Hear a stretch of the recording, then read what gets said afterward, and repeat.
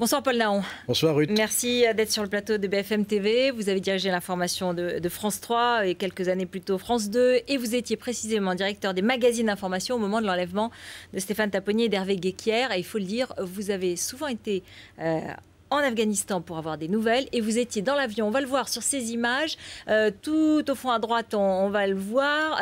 Chemise bleue. Voilà, vous étiez dans l'avion du retour, vous êtes allé les chercher. Absolument. Et vous êtes revenu avec eux, vous avez passé la nuit dans cet avion à leur côté.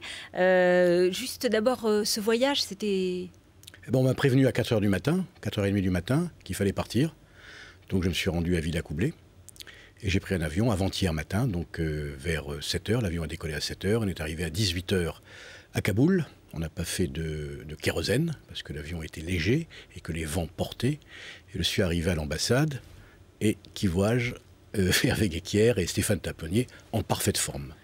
Qui étaient arrivés en même temps. Vous avez été informé une heure avant. Alors, depuis le début, on a cru, en fait, que personne ne savait où ils étaient, leurs noms n'ont pas été donnés, il y a eu beaucoup de secrets autour de l'enlèvement et après de leur détention. En réalité, vous et d'autres gens, vous étiez au courant de tout ce qui se passait? Oui, on était quelques-uns à savoir, depuis le début, depuis 1 an et demi, ce qui se passait grâce à nos contacts, à nos excellents contacts avec les gens de la DGSE, des gens de l'art, à Kaboul et à Paris, qui nous ont fait confiance. On était 2 ou 3 à être dans la confidence avec le président de Carolis et Fimelin, évidemment. Donc on savait à peu près tout, non pas tout. Tout ce qu'ils pouvaient nous dire, les 20% de... Voilà. On savait où ils étaient, on savait qu'ils étaient bien traités, on savait qu'ils étaient déplacés. Il y a des moyens électroniques fabuleux qui sont là-bas. Alors, ce sont des informations données par les drones américains. Les drones américains, l'intelligence française qui est à 5-6 km des ravisseurs. Et on écoute tout, on a les téléphones, on a tout. Voilà, donc on a tout écouté, voilà, c'est normal. Dès les premiers jours, on sait à peu près qu'ils sont dans la province de Kapisa, c'est-à-dire à 60 km de Kaboul quand même. Voilà, entre 40 et 60 km de Kaboul, qu'ils n'ont pas bougé, qui n'ont pas beaucoup bougé au cours de cette année et demie. Et puis surtout qu'ils ne sont pas passés au Pakistan, ce qui était fondamental pour nous, fondamental. Et comment est-ce que ça se passe? Il y a des hauts et des bas, on se pose beaucoup de questions. Il y a eu beaucoup de critiques quand même sur la gestion par le gouvernement de cette affaire. D'accord, il y a le gouvernement qui est dans son rôle, Guéant et le président de la République, en disant qu'ils ont pris des risques. Et qui disent que les journalistes ont pris des risques inconsidérés. C'était maladroit, non? C'était assez maladroit, mais il est dans son rôle. Et c'est du passé. En revanche, nous, c'est son problème. Nous, notre problème, c'est d'aller au plus près de la réalité. On avait fait 3 semaines, on avait fait un reportage pendant 3 semaines, enfin Hervé Guéquières et Stéphane Taponnier, sous ma direction, en Afghanistan avec les forces militaires françaises, et il fallait qu'on voit aussi les habitants de la région. On ne peut pas faire un reportage, ça nous aurait été reproché de façon terrible. Donc ils sont allés sur cette route, et ils ont été enlevés, ils ont pris des risques calculés. Avant de partir sur cette route, ils ont appelé leur rédacteur en chef, Lionel de Coninck. Lionel de Coninck m'a appelé, j'ai donné mon feu vert, et ils sont partis, ils se sont fait avoir. Et oui, mais moi aussi j'ai pris des risques inconsidérés aussi. Si on y va par là, quand je suis à Kaboul, j'y suis allé 5 fois pendant 15 à 20 jours d'affilée, à 19h le soir, il n'y a plus personne dans les rues. Moi, je suis en voiture, avec des chauffeurs et dans des voitures blindées de l'ambassade. Et il y a des checkpoints. Il y a des gens qui vous arrêtent. Qui c'est? Des talibans, pas des talibans? Est-ce qu'il faut s'arrêter ou pas s'arrêter? J'aurais pu être enlevé. Donc voilà, les risques sont les mêmes. Et quand on est journaliste, notre honneur, c'est de prendre des risques. Calculés, évidemment. Oui, c'est ça, parce que vous l'avez vu et vous l'avez vécu alors que beaucoup de critiques pleuvaient. Vous saviez qu'il y avait beaucoup de gens, beaucoup d'hommes français qui travaillaient sur ce dossier et qui cherchaient à avoir le maximum d'informations et qui prenaient des décisions clés. Parce que j'imagine qu'on s'est dit peut-être à un moment, il faut peut-être donner l'assaut. Une fois qu'on sait où ils sont, on s'est dit, on va y aller, on va aller les chercher, non? Il y a 2 choses. Grâce aux excellentes relations qu'on a eues avec les gens de l'art, comme on dit, les serviteurs de l'État qui étaient à Kaboul et à Paris, les gens de la DGSE en gros, et le président de la République, on savait parfaitement où ils étaient. Vous posez le problème, est-ce qu'il fallait donner l'assaut? Oui, à un moment donné, si leur vie avait été en danger, on aurait donné l'assaut. Mais avec tous les risques que ça comportait. Donc la réflexion a eu lieu et la décision a été prise de ne pas donner cet assaut. C'est le président de la République qui prend cette décision, tout seul. Et qui l'a prise? De ne pas donner l'assaut, évidemment. C'est ça, bien sûr. Qui a pris la décision de ne pas donner l'assaut. Avec lui, il ne fallait pas donner l'assaut. On aurait pu continuer comme ça pendant 2 ans. Voilà, il fallait qu'on continue et qu'on fasse des négociations jusqu'au bout. En tout cas, c'était notre souhait, le souhait des familles, évidemment, qu'on a retransmis au président de la République.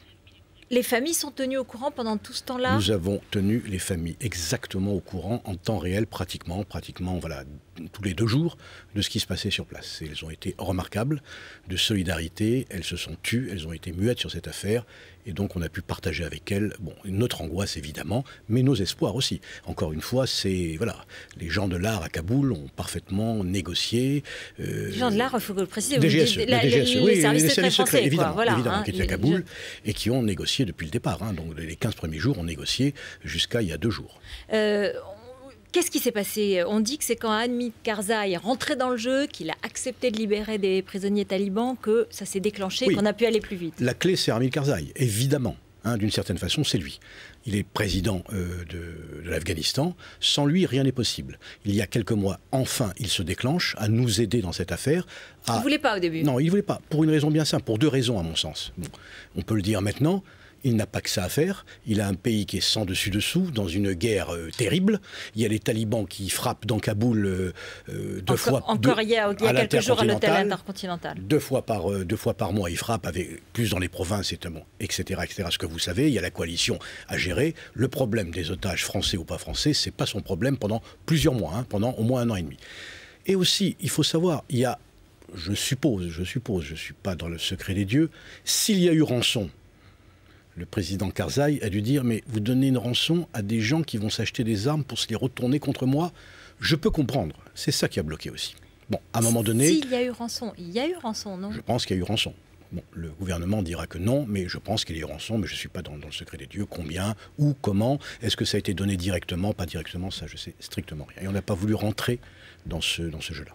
Et du côté des ravisseurs, qui c'est exactement? Parce qu'il y a plusieurs degrés, ça a pris beaucoup de temps aussi, parce qu'il y a 3 échelons. Il y avait un triangle, les talibans politiques au Pakistan, les ravisseurs qui étaient un petit peu mafieux le jour et talibans la nuit, et l'inverse. Et il y avait le chef de la province qui nous a mis dans les bâtons dans les roues jusqu'au dernier moment. Puisque 3 ou 4 fois, Hervé Guéquière et Stéphane Tapionney devaient être libérés. Au dernier moment, ça ne s'est pas fait. Parce qu'il y avait quelqu'un dans la région, un Afghan, qui disait moi, je peux obtenir beaucoup plus. Beaucoup plus de prisonniers politiques, beaucoup plus d'argent, beaucoup plus de considération, beaucoup. Et au dernier moment, ça ne s'est pas fait. Et Hervé et Stéphane étaient sortis. Et il fallait les rentrer. Voilà. Donc ça, on a suivi ça de très près, Et ça s'est déclenché il y a quelques heures. Et qu'est-ce qui s'est passé là? Hamid Karzai a accepté de libérer certains. Aujourd'hui, il y a la confirmation. C'est-à-dire que les talibans disent oui, on a obtenu la libération de quelques prisonniers. Combien, j'en sais rien, mais voilà. Bon, voilà. C'était aussi le rang des prisonniers. C'était aussi la personnalité des prisonniers politiques. Est-ce qu'ils avaient du sang sur les mains, pas du sang sur les mains? Bon, il faut savoir que quand on a commencé la négociation, quand la DGSE a commencé la négociation, d'après ce que je crois savoir, ils ne me l'ont pas dit, on a commencé à 400 prisonniers. Là, on en est à 2. Donc vous imaginez le travail considérable qui a été fait. C'est normal que les ravisseurs demandent le maximum, mais ils ont eu, je pense, le minimum.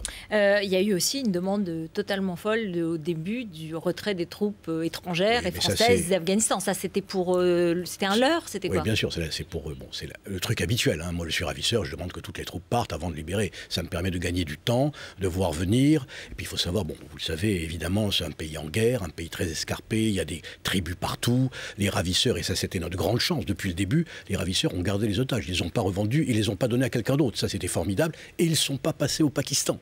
Formidable. Ça, c'était l'enjeu, et vous le surveilliez, et vous le saviez. Mais il y aurait eu des moyens de les empêcher de passer au Pakistan. C'est-à-dire que les Français encerclaient un peu la zone. On pense que les Français, les soldats français, il y a quand même 3900 bons hommes qui sont là-bas. Ils sont des soldats et qu'on peut remercier aujourd'hui. Et qu'on peut remercier aujourd'hui, qui ont encerclé la zone au péril de leur vie. Donc ils sont encerclés la zone pour pas qu'ils fuient au Pakistan, enfin qu'ils soient emmenés au Pakistan. Alors là, ça aurait été un autre problème. Le président Sarkozy s'est occupé de cette affaire régulièrement. Personnellement, complètement impliqué dans cette affaire.